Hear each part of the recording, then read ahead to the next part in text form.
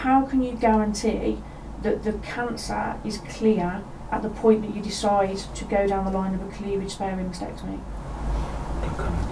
Whether in police interview, while on trial, or when approached by ITV Central just before his sentencing in May.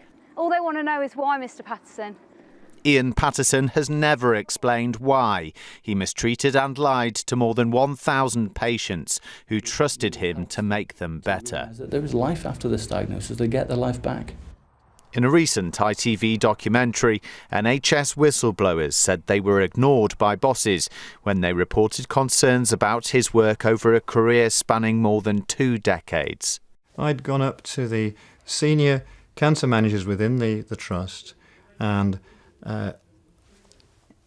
given them insight into data which quite clearly identified that they had a problem. Now, former patients hope a new inquiry will reveal how Ian Paterson was able to get away with it for so long and who could have stopped him but didn't. Today, former patient and campaigner Anne Butler from Shirley in Birmingham described her frustration and her doubts of the inquiry process.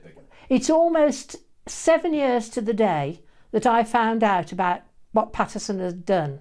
It makes me so angry that the people responsible, apart from Paterson, have not been disciplined or punished. There's already been 2 inquiries looking into Paterson's malpractice, one in the NHS and one in the private sector. This third is expected to look further into who's responsible for the quality of care in private hospitals and how information is shared between them and the NHS should doubts over treatment ever be raised.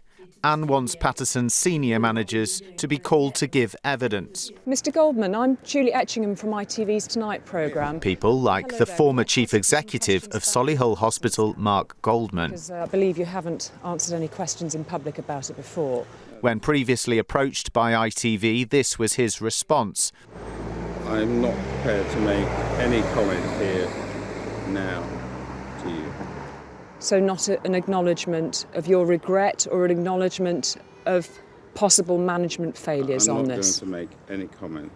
And as the inquiry can't force people like him to give evidence, Anne says she has no confidence patients like her will see anyone else made accountable for Paterson's actions.